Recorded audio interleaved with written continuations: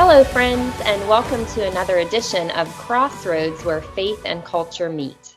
I'm your host, Rita Peters, along with my trusty co-host, Mark Meckler, and we are here today to wrap up this 10-part series we've been doing on the book, Servant Leadership by David Kunert.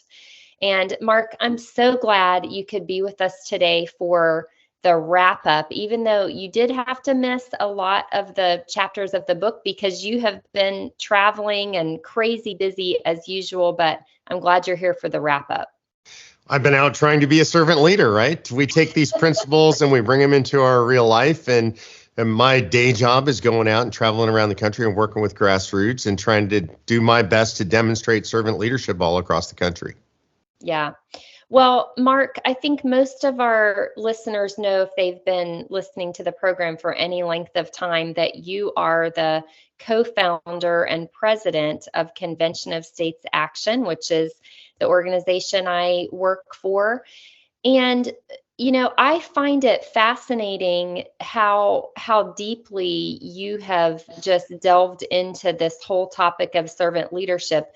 The book that we've just gone through on this Crossroads program, chapter by chapter, is something that you have actually incorporated into our entire organization. And as staff members of the organization, we all read the book. We go through a process of mentoring in the book with some of the people who have been with us on Crossroads to talk about the different chapters. So I'd like for you to talk about that a little bit. Why is servant leadership so important to you that you've actually made it a part of the whole organization? Yeah, like you, I've got a library here in this room with me. I love books, and a subject matter that I've been studying my entire life is leadership. And I can't even count the number of books I've read on leadership. There's a lot of crossover between those books, Rita. When you read them, if you've spent your lifetime reading them like I have, after a while, it feels like, okay, I've read this before. I know this stuff. When I was first introduced to real servant leadership, biblical servant leadership, about 10 years ago, it was something different. It was something that I'd never seen before. And at the time, I was just coming to faith. So it had a particular impact on me, having seen and I'm reading about the teachings of the ultimate servant leader, Jesus Christ. And seeing that integrated with business concepts was something entirely new for me. So I think one of the things I love about the book Servant Leadership so much is it's very practical in the sense it's speaking to us, I would argue, in secular terms initially, like normal business terms. We talk about the Freedom V and the There Here path and all these very practical things. But then it ties it back to the ultimate instruction manual for being a human being, which is the Bible. And so all these lessons, or many of the lessons that I had learned that I'm re-seeing in this book, were resonating in a completely different way because they were being taught to me essentially through the eyes and through the heart of Jesus Christ. And so it had a profound impact on me, and in a way that no other leadership book has ever done. It stuck with me. And I wanted to be able to bring that to as many people as I could. But more importantly, I wanted to create a culture in the organization where servant leadership was front and center. And I think it's been very successful. I know I hear from our employees all the time that this is one of the things that makes them love Convention of States so much and love working for the organization so much. Absolutely. It's really true. And, a lot of what you just talked about is why I wanted to bring this material to our program. The title of our program is Crossroads, where faith and culture meet. And most of what we do on the program is trying to provide information and tools to equip the people who listen to this to go out into the culture and influence others with the truth, being able to speak truth into a darkened culture, and particularly on the hot button issues of the day, on public policy issues that people are talking about. And I think all of these principles that we learn in servant leadership are so applicable in that context because, as you said, the book uses Jesus Christ and his example. He is the ultimate servant leader, and he is our example. And so, of course, when we follow his example, whether we're at work, at home, in our family, or, out in the culture speaking truth to power, we're never going to go wrong when we follow the example that Christ set for us.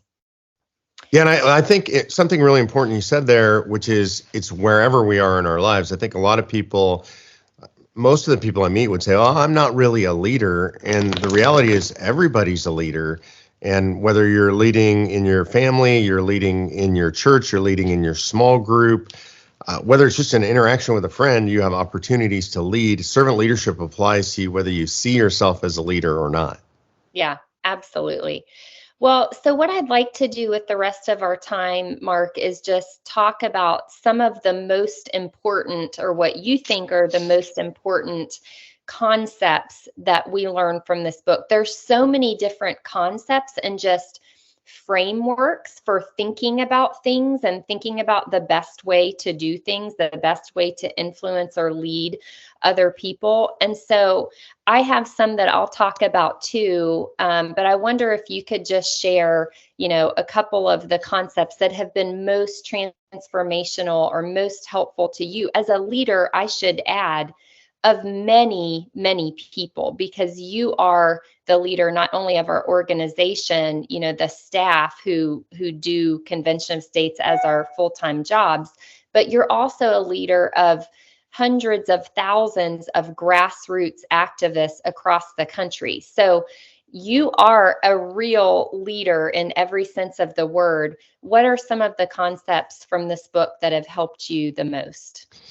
Yeah, I want to start with the general and move to the specific. And generally is just the idea of service and what it means to be a servant leader and leading with your heart in that way. In other words, with every person that I meet with out in the field, what I'm always trying to do, or that I'm on the phone with, is think, okay, what can I do to serve this person? And that's not always easy, to be honest with you. I mean, sometimes people are very disagreeable, and sometimes you're having conflict with people. We do that. I do that for a living a lot. I'm in legislatures. I'm talking to legislators who I don't necessarily like, but I'm called to love them, and that means I'm called to serve them. And so I feel like I'm challenged in this every day. And by thinking about the concepts in servant leadership, it forces me to approach situations in that way. And I think also, for me as somebody who's in the public eye, in a way, this is easier, Rita. And it sounds funny. I mean, you mentioned hundreds of thousands of people and all that stuff is true. But I actually realized that aside from the fact that I know that the Lord's always watching, I'm being watched a lot, right? So if I'm in a legislature, people are watching how I behave. If I'm in a meeting, people are watching how I behave. If I'm on a video, people are watching how I behave.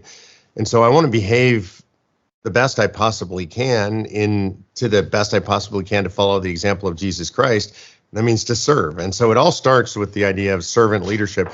Notice it's not called leadership service or some other name. It's servant first. And so to me, that's a big one. I would say one of the most important things I've learned from the book over time is how to handle what we call in the book moments of truth, and how to deal with difficult situations and difficult people and do it in a way that is from the heart, but that also removes some of the heated emotion from a situation. I think that tool has been really helpful to me because I tend to be a relatively volatile person, and people who know me now, they laugh when I say that. They don't see it in me. You've seen actually probably more of it than most people because we work intimately, and you see my frustrations, and sometimes I'm angry, but how to do that and do it in a very productive way is difficult. Now, I don't know if you can hear Winston dragging a bone around in the background here. Winston is one of his dogs. Yeah, so I'll just share, and I'm going to let you go again and maybe talk about more concepts that have really been influential with you. But one of the biggest ones for me that I actually think about so many times a day, and it's so helpful, the 3 things you can control in life: whom you trust, your actions, your own actions, and your own attitude about what's going on. That has been so helpful to me in so many different contexts. I find if I'm stressed, if I'm worried, if I'm angry, if I'm frustrated, if I can make myself stop and think, what are the 3 things that I can control? and just focus on that. What is my part in this? It has been really, really helpful to me. Do you use that? Do you find yourself directing yourself to thinking about those things? Every single day, all day long. In fact, I can't control this right now. The dog. The dog. And so, yeah, and we all naturally get frustrated or angry. And then the question is, okay, I look at it and like, can I control this? And I think a lot of times it revolves around other people. And the answer is we can't control other people. We can control ourselves. So you talk about the three things we can control. Well, I can control myself. I can control what I do. I can control my attitude about things. I can control who I trust. And so I try to run almost everything through that filter. And I find when I'm teaching other people servant leadership, that's probably the core thing I teach people first. Even before I introduce the concept of servant leadership generally, it's like, hey, look, just relax. There are three things you can control. And where are you at in this situation? Which part of this can you control? And the one that I think is most frequent, Rita, is our attitude, right? So, because mostly we can't control other people. We can't control situations, can't control the weather, can't control whether people are doing mean things to us. We can always control what our attitude is about that stuff. And it sounds easy and trite when we say it. It's very hard, and it's a lifetime practice. Mm-hmm. Yeah, and just to put some flesh on those bones, let's think about, the recent election. Like, so many people frustrated, upset, anxious about the results of the election. If we take it back to, well, whom do we trust? Do we trust this government institution to manage the world for us and manage life and make things okay? No, you're crazy if you do. No, God is in control, and I trust him with the results. What else can I control? I control my actions. Like, what am I going to do to make a difference as I go forward after whatever happens? Yep. What can I get involved in? How can I have a bigger impact and do more? And then my attitude, am I going to go around grumpy and grumbling and complaining and bad mouthing, whatever the other party is, my political opponents? Or am I going to try to find common ground? Am I going to have the attitude of, I'm going to do my best. I'm going to speak truth. I'm going to get involved, and I'm going to leave the results to God. So, that's the kind of thing for me where thinking through that framework is really helpful in what I do every day. Yeah, and I want to throw some subtext on the attitude thing, because I think that is the most difficult for most people. And the way I learn to deal with that best is to ask myself, how is this serving me? Like, is some benefit coming out of my attitude right now? So when I'm angry or negative or feeling bad, I always got to ask myself, is it working for me? What are you getting out of that, Mark? Is it making you feel better? Are you getting work done because of it? Are you doing productive stuff because of it? The answer is almost always no if I've got a bad attitude. Are you benefiting the people around you? Because that's what servant leadership's about. And if I have a bad attitude, when I'm frustrated, when I'm angry, there are purposes and places for righteous anger, but generally speaking, those are negative things. They're not doing anything for me. They're not doing anything for the people around me. And I always kind of feel silly when I ask myself that question, because I already know the answer. Nope, it's not doing me any good. And I think that's a really important one. If you can ask yourself, when you get frustrated, when you get down, when you get angry, hey, is this serving me? I think it'll break you out of that pattern quite often. Yeah. Absolutely. And another concept that's, it's all related, but particularly related to this, I think about sometimes if we want to be influencers, thinking about the different types of power. There's a section in the book where he goes through this. There's some types of power you have just by virtue of your position. Or, a police officer has the power that comes with just being able to use force. But he talks about how the best one, the actually most influential one, is referent power. And it's a power that we have by virtue of our own personal growth and development in all the different spheres of life. If we have put in the time and effort to really develop our spiritual selves and our physical selves, our physical health, our career, there's a certain power that comes along with developing, growing, and maturing in those areas. And it's the type of power where, people who see you and observe you just want to follow you because they see your success. They see something that they want to emulate. Is that something that you find useful to think about? And, how do you apply those concepts or teach them to others in the organization, Mark? Well, obviously, the ultimate person ever to walk the earth with referent power was Jesus Christ. Mm-hmm. And so I think sometimes, and we struggle with this, I know I've struggled with this in my own faith, is Jesus was both man and God, holy, obviously, and the Holy Spirit, but we tend to think of him, at least I do, as God. It's hard when you're thinking about the concept of God to think of God as man, but he was walking the earth fully as man, and his power with people that he met was referent power because they saw how he behaved towards them. They knew of his reputation. They knew of his kindness, of his love, of his spirit, of his miracles, of course, as well. But all of that is referent power. So people looked at him and they wanted to follow him, not because they were commanded, not because he had some kind of positional power or if you don't follow me, I will do X to you, but it's because people wanted to follow him. And so, yeah, to the extent that we can emulate that to the best of our ability, which is obviously tiny compared to the overall scheme of Jesus Christ, but we want to emulate that as best we can. And I find that's the best kind of power. Mm-hmm.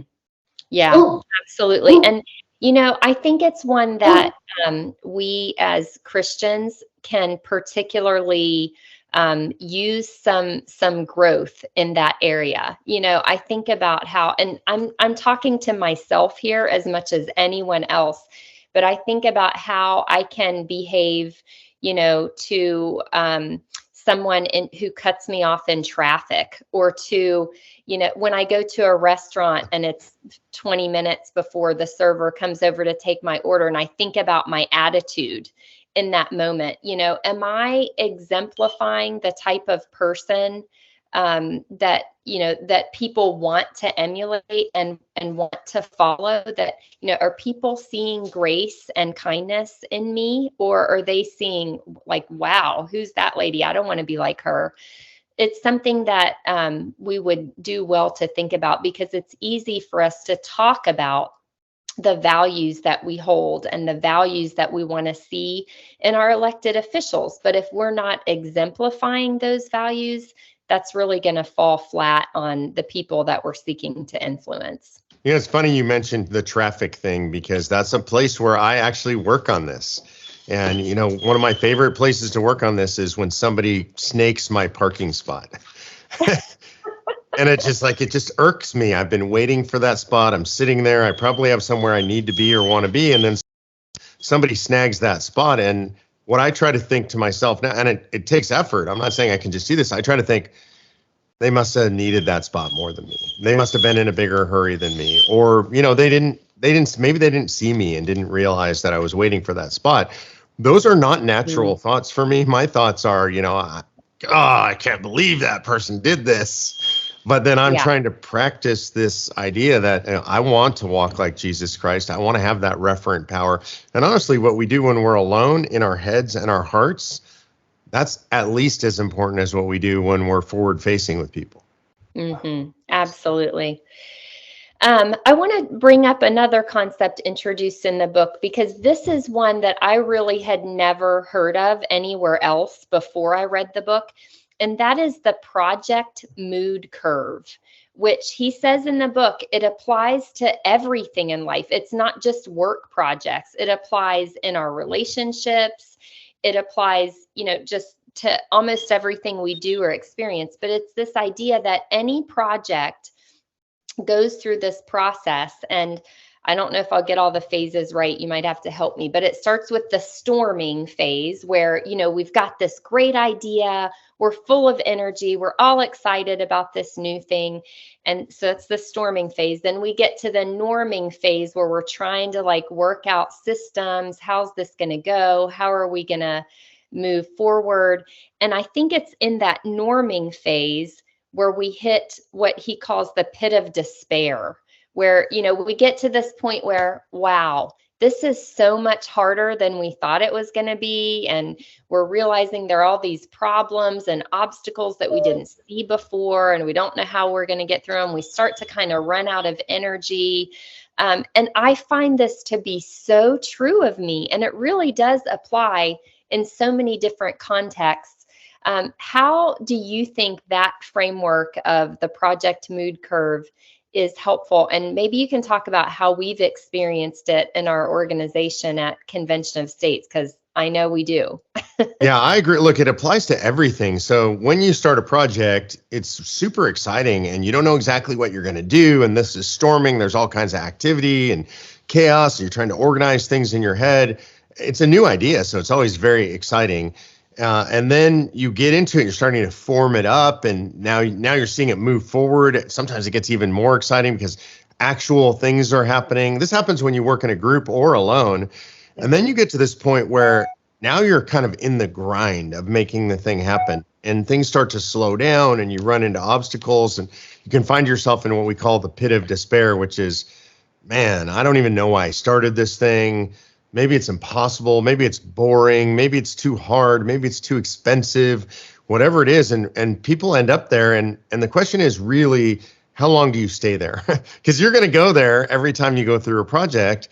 And it could be a project of trying to improve a relationship, to get a different job, to get your education. I'll give you one that's really kind of funny for me, Rita. I have a lot of property here. I have 10 acres and I got a lot of grass I got to mow when it's time to mow the grass. And I actually like mowing the grass.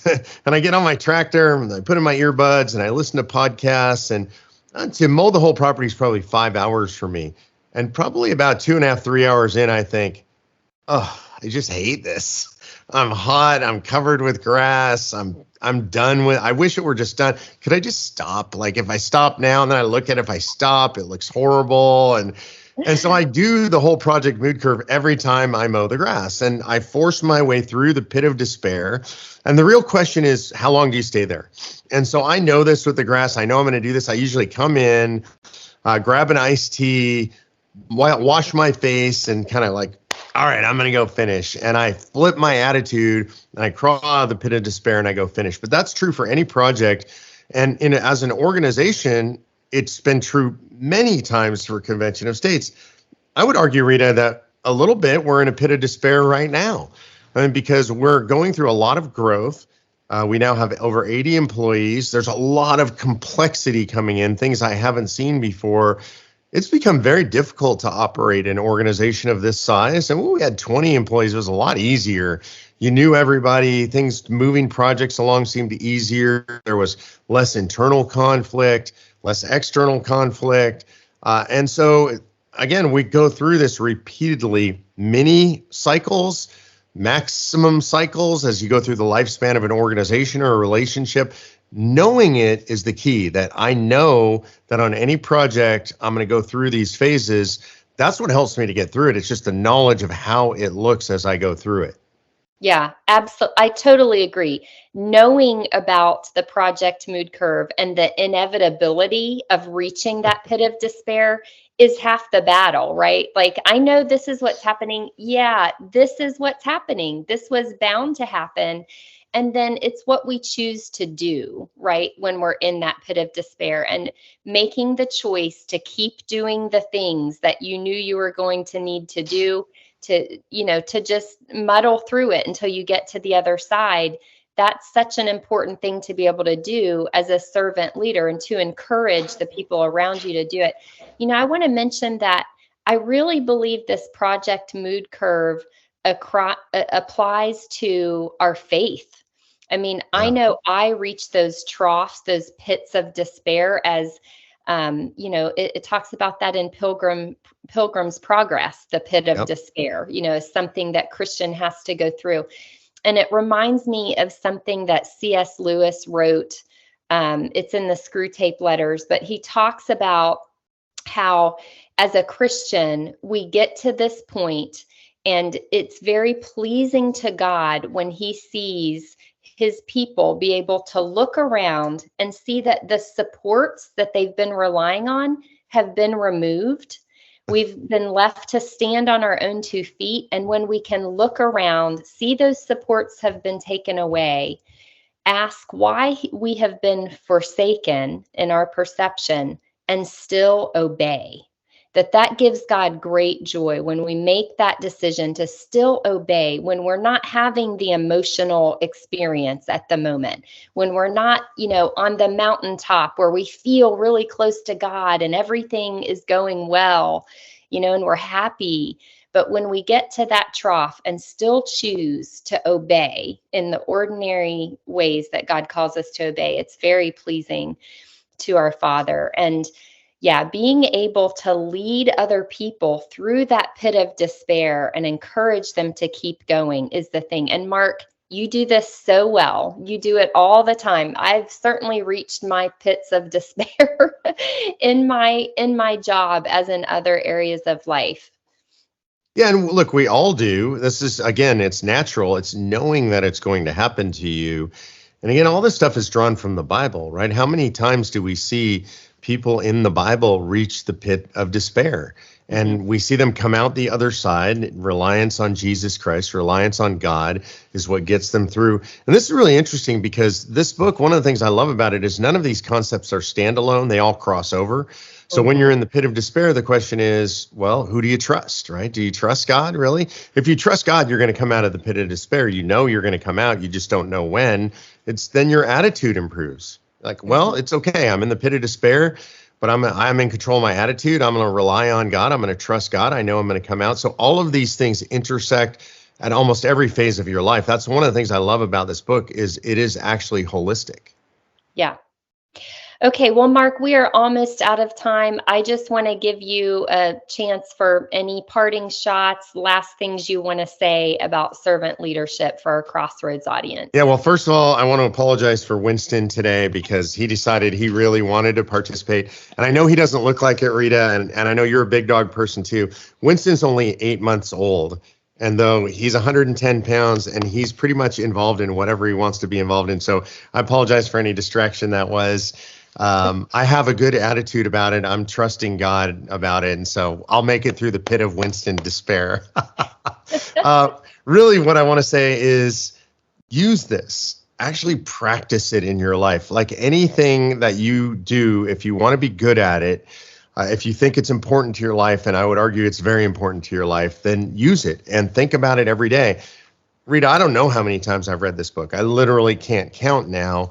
I refer back to it all the time. We talk about it all the time. It's like anything in your life. If you really believe it and you want to be good at it, you have to practice it.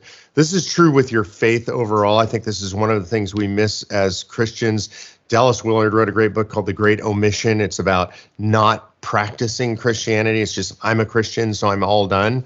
And I think that servant leadership is part of, for me, of my practice of my faith. And so if you integrate this into your faith life, I think you'll see incredible results. Mark, thank you so much for being with us today.